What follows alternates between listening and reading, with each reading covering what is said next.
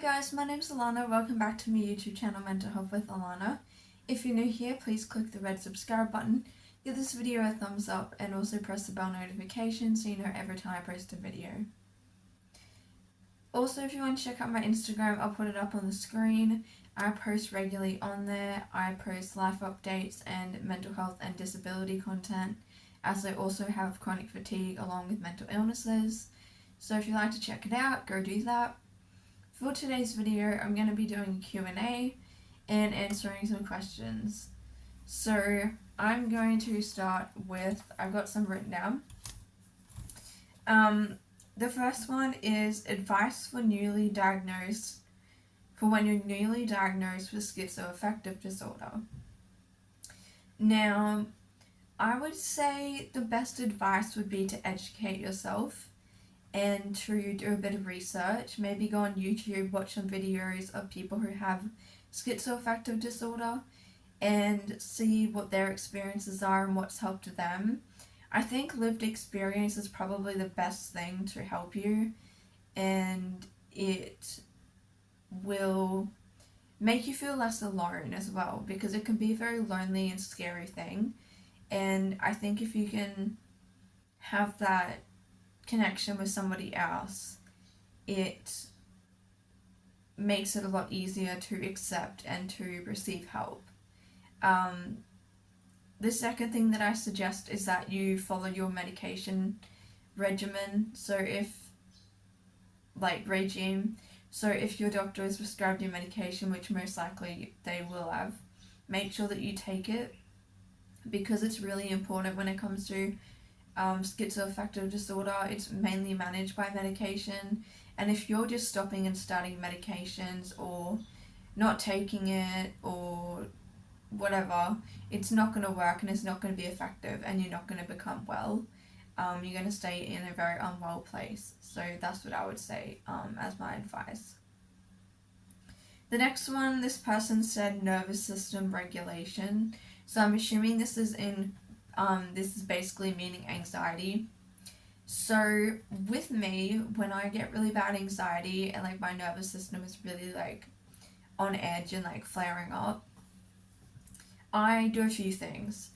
One of the things I do is I take my PRN, which is diazepam, and that helps regulate my body and calm me down. Another thing that I do is I get fidget toys and I play with my fidget toys, because it keeps my hands busy and it keeps me kind of doing something practical. Another thing I like doing is diamond art or colouring. For me, it's very practical. I need to do something that kind of exerts energy. Another thing I love to do when I'm not in a chronic fatigue crash is go for a walk. So going for a walk somewhere really nice with a nice view is often really good. Because I can't really do things like watch TV or read, because that requires amount of concentration that doesn't help. Also music helps. Deep breathing is really great to calm down your nervous system. Meditation is great to help you. They're just a couple of things that I can recommend. Using the tip skill from DBT. So basically where you put your face in a bowl or a sink of really cold water and you hold your breath for a few seconds, and it actually decreases your heart rate and calms your body down. Your body goes into I can't think of the word, it's survival mode or something like that, and it actually calms your body down. And so that's one that actually works physiologically on your body as well as the breathing. And then the next one is also intense exercise, like I was saying. So the exercise, do some intense exercise, jump on the spot, run on the spot, anything like that. That would be really helpful. So that's T, I, and then P is paced breathing, like I was talking about. And then P is the last one, and that's paired muscle relaxation. That's basically where you clench your muscles really tight like this, and then you release them, and you do it to different parts of your body. So you may do your hands, you may do your legs, you might do your stomach, you might do your shoulders, your neck, that type of thing. If you're not sure, look up tip DBT skill and it will come up on the internet. Okay, how did I get diagnosed with ME/CFS? So that's chronic fatigue syndrome. I went to my GP and I explained the symptoms and what was going on, and then I got a referral to see a rheumatologist. Rheumatologist diagnosed chronic fatigue, and I saw the rheumatologist twice. I saw him the first time, and he got down all my symptoms, what was going on. He ordered a bunch of tests. I came back again. He checked the tests. He got me to do a few more tests, and then I think I came back a third time. And the third time, he diagnosed me with chronic fatigue syndrome. So that's how I got diagnosed. I actually made a video on how I got diagnosed. If you want to see that, it's on my channel. Okay, the next one is how to lose weight when on antipsychotics. Now, this is being a big struggle for me. I'm not going to use numbers in this video because it can be triggering to people, but I got to a very high weight, and because I was on quetiapine, and it was quite a high dose. I was on the highest dose, and I was trying to lose weight, but it just was really difficult. I would say the best thing, it's hard because often they make you binge eat, and they also make you just naturally put on weight. Like psychiatric medications often do that. My best advice would be just keep up the healthy eating and keep up the exercise if you can. That's really all you can do. Maybe if you can reduce the dose of the antipsychotic a little bit, but if you need it at that level, then your mental health is kind of more important than your weight, unfortunately. And I know how horrible it is. I've been through it. I'm currently in the process of losing the weight that I gained from the antipsychotic, and it's been a very long process, and it's taken me ages. So I totally understand that. The next question is, what phone do I have? So I have a Samsung phone. I love Samsung. I have a Samsung phone. What's your favourite place you've been to? I say Brisbane. I haven't been to that many places, to be honest, but Brisbane is my favourite place. I love Brisbane. I want to live there eventually. Yeah, Brisbane is my absolute favourite place to go. Love it there. If you don't live in Australia, Brisbane's in Queensland, the state of Queensland.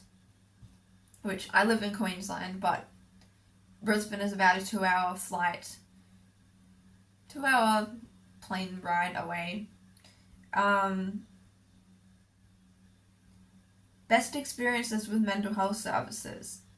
So there's an organisation called eHeadspace, and they are a government-run mental health organisation. They offer plenty of services. They are absolutely incredible. I have had the best experiences. I've engaged in their services multiple times. I've used all sorts of services. They provide a lot of things. And if you're in Australia and you're between the age of 12 and 25, you can use their service. They have online support. I won't explain the whole thing because I'll be here forever. They have so many different things that they can support you with. Hands up, the best experience I've ever had. The counselling, the online counselling, the peer groups online, the groups the social groups they run, basically everything. It's really, really great. And the people who work there are so lovely.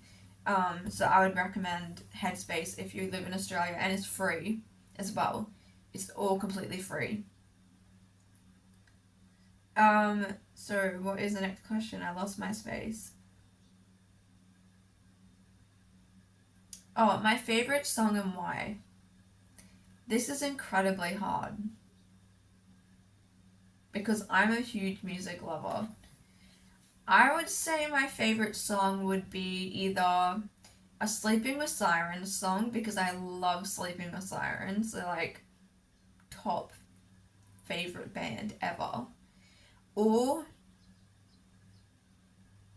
an Amy Winehouse song.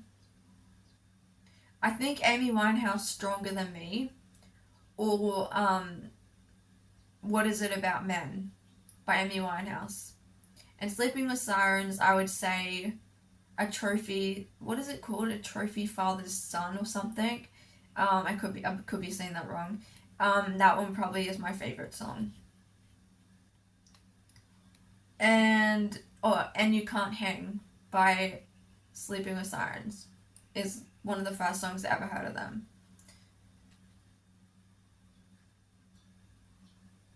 So the next question is some mental health channels I recommend. Diary of Lydia, Youth Potential, Psychotic in Seattle, I'm pretty sure is the name. Let me think of who else I follow that makes mental health content. This isn't mental health content, but Disabled Eliza and Chronically Jenny are also really, really great accounts to follow. They do disability content, so they're really, really good. How to lessen anxiety that comes with delusions. This is a hard one. I don't know whether I actually have an answer for this because delusions give me very bad anxiety. When I'm delusional, I'm very anxious, and I haven't actually figured out a way of how to overcome that. So I'm really sorry I can't really give you an answer because I really struggle with that one actually, and I haven't ever found a way to get around that. The next one, favorite hair color. My favorite hair color has been when I've had red hair, which I'm going back to red hair in a few weeks, or when I had half pink and half orange. That was my favorite. Those were my two favorite, well, technically three colors, but you know what I mean. I had split dye and then I had the red.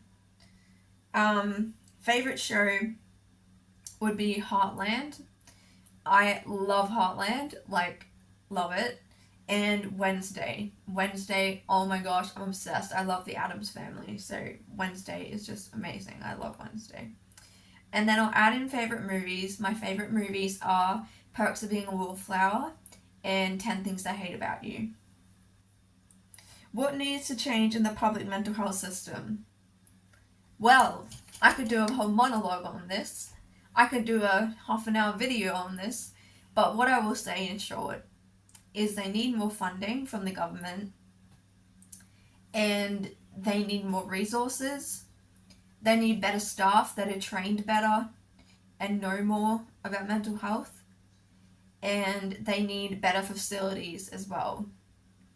And all of this stuff comes down to funding. So yeah, in an ideal world, that's what I would say. But yeah. Anyway, I hope you guys enjoyed this little Q&A. Thank you for watching. If you have any more questions, then just put it down below and I will do another Q&A. I usually post my Q&A questions on my Instagram, so like I said, go follow my Instagram. Thank you guys so much for supporting my channel and watching. Make sure you share the video with your friends, family, and I'll see you in my next video. Bye!